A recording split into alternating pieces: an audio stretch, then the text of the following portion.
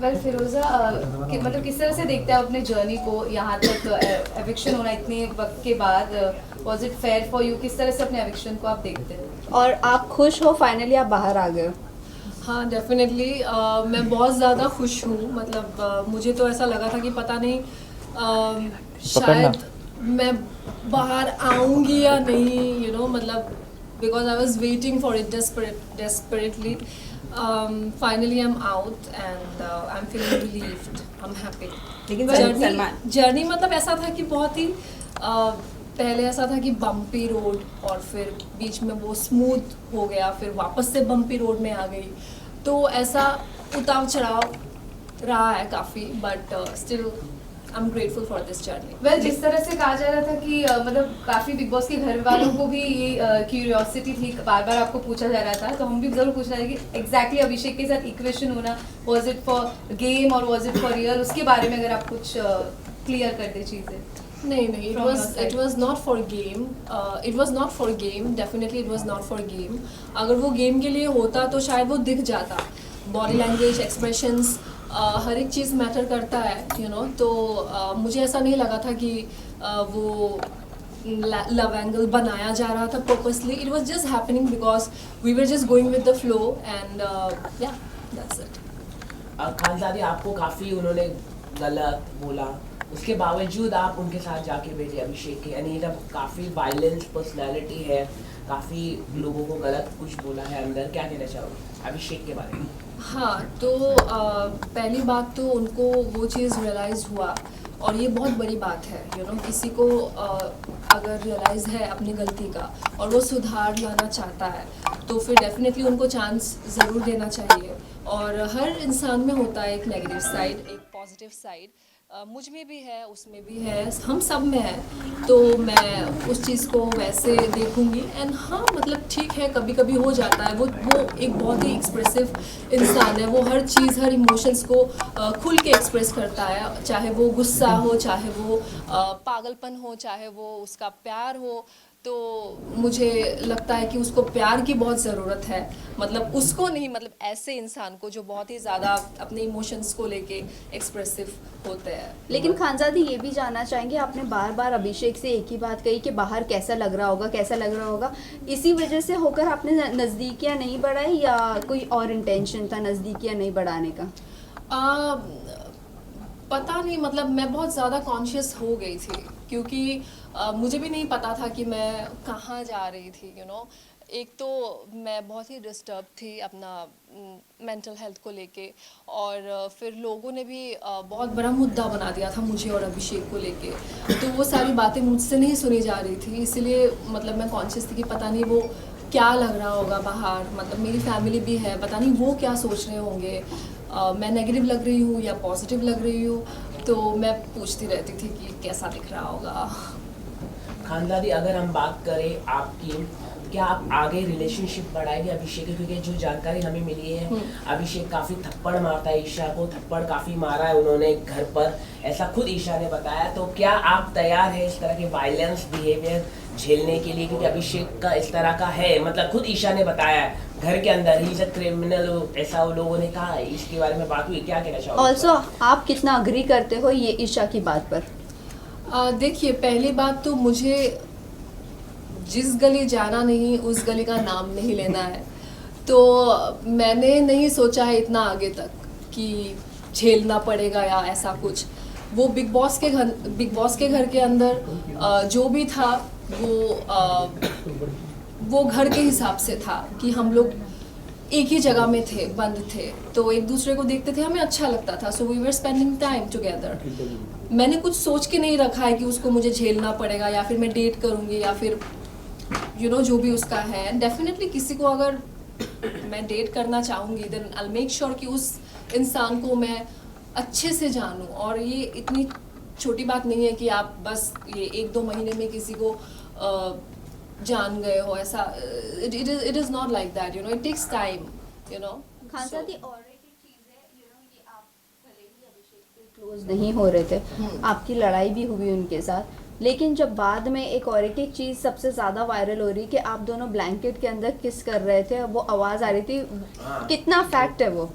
नहीं, वो बिल्कुल नहीं था, पता नहीं वो क्या आवाज़ था या क्या था, आई डोंट अंडरस्टैंड। वो कुछ कह रहा था मुझे जो वो सना को नहीं सुनाना चाहता था, और फिर मैं भी उसको कह रही थी कि you know what, like she is, I mean अच्छा नहीं दिख रहा होगा ये बाहर जो भी है, so it was like that. Khansada, आपके अकॉर्डिंग सबसे अच्छी गेम कौन खेल रहा है और आप क्या चाहती हैं कौन जीतेगा? मैं चाहती हूँ कि ये जो गेम है बहुत ही अच्छे से, बहुत ही शिद्दत से मुनावर, अभिषेक एंड अंकिता जी, क्योंकि ये लोग काफ़ी पैशनेट है, काफ़ी डेस्परेट है और काफ़ी डेडिकेटेड है इस चीज़ को लेके। सो आई थिंक कि जो लोग अपना 100% दे रहे हैं उन्हीं को ही आगे बढ़ना चाहिए, और वो ये तीनों ही हैं। बस मुनव्वर की बात करें तो स्टार्टिंग में आपका बॉन्ड मुनव्वर के साथ अच्छा था, ऐसा क्या हुआ जिसके बाद आपका बॉन्ड मुनव्वर के साथ खराब हो गया?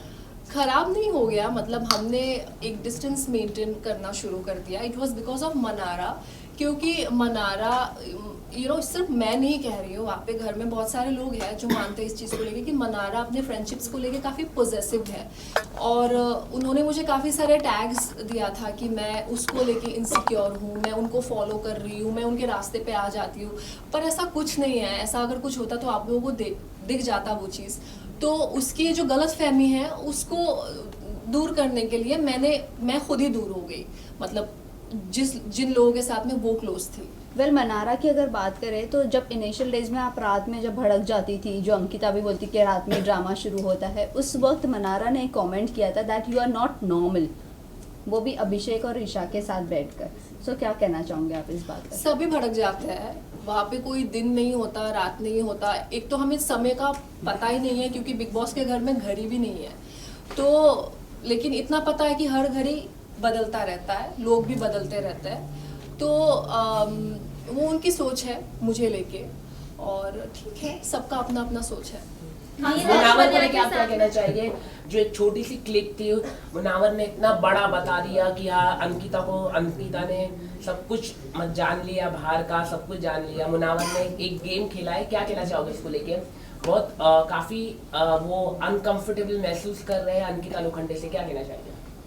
नहीं, अनकंफर्टेबल नहीं कहूँगी मैं, क्योंकि उनको वो रिस्पॉन्सिबिलिटी मिली है, वो कैप्टन है, तो उनको एक इन्फॉर्मेशन मिला अबाउट अंकिता जी, तो उनको सिर्फ अंकिता जी से ये बात कहनी थी, लेकिन उन्होंने विक्की भाई को इंक्लूड कर दिया इसमें, जबकि बिग बॉस ने विक्की भाई के बारे में नहीं कहा था। तो जैसे उन्होंने शुरू किया कि विक्की भाई और अंकिता, तो विक्की भाई ने बिना उस चीज़ को समझे खुद बता दिया कि हाँ मेरा ये ट्रीटमेंट है। तो ये मुनावर का एक चालाकी है कि जो भी उन्होंने ये किया है, और वो बिग बॉस का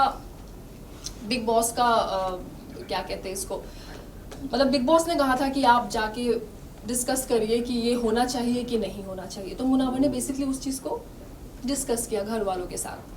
वेल मुनव्वर की अगर बात करें सो मुनव्वर के साथ जो भी आपका बॉन्ड था सो बॉन्ड था, बट आपने कहा था कि मुनव्वर पे मैं भरोसा नहीं कर सकती हूँ, आपने उन्हें चुछुंदर भी कहा।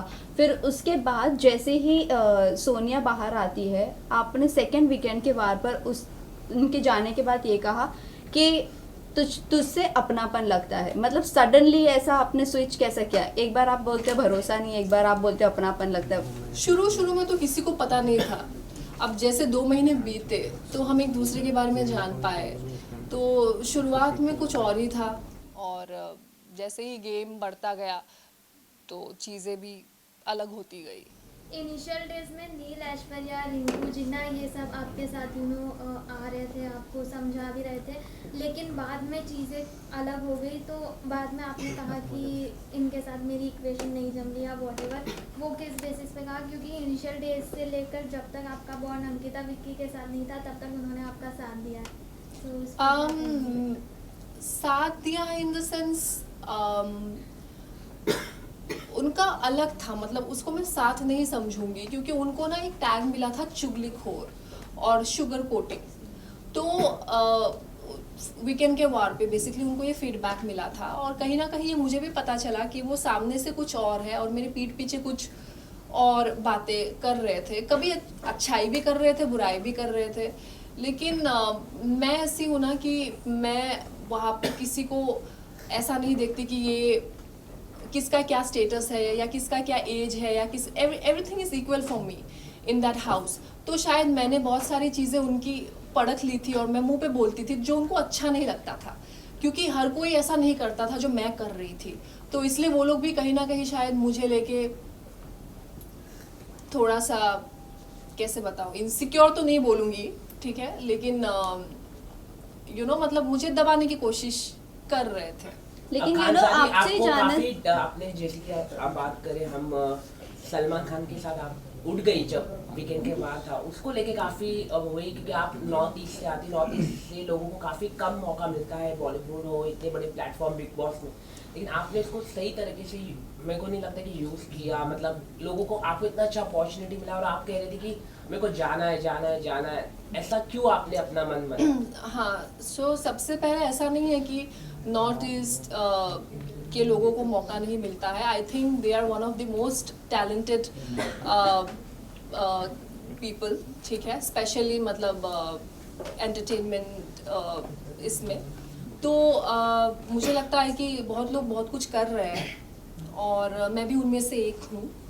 तो I was never been ungrateful about the show, it was just that कि शायद मैं कुछ चीज़ों से अभी भी हील नहीं हुई हूँ एंड वो चीज़ मुझे फिर से सामना करना पड़ा और मैं टूट गई।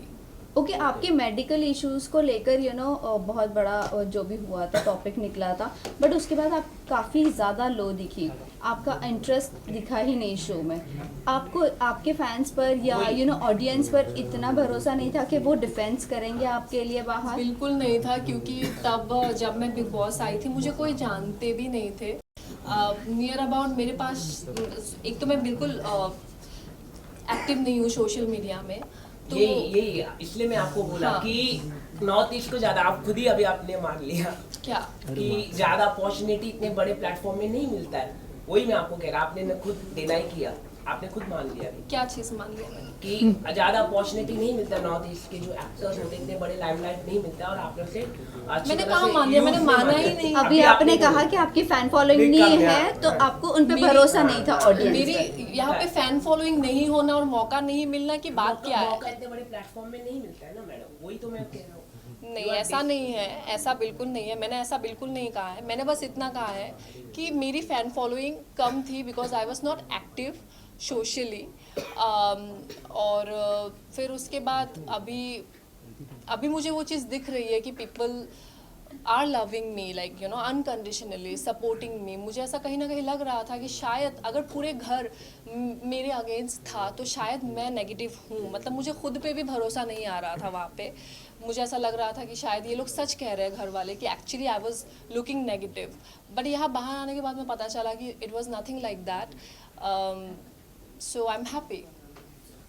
Thank you. आगे की क्या प्लानिंग है, कुछ अगर आप बता सकें? नई फिल्म में फिल्म करना, क्या कहाँ प्लेटफॉर्म देख पाएंगे? फिल्म करना तो फिल्म का तो मैंने अभी नहीं सोचा है, लेकिन मैं जो मेरा म्यूज़िक है जैसे मैं हमेशा कहती हूँ कि music is my weapon.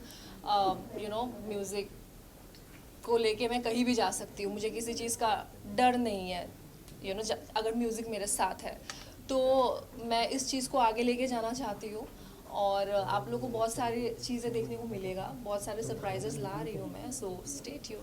Best of luck for thank Thank you so much. Thank you so much. Thank you. Best of luck. Back up.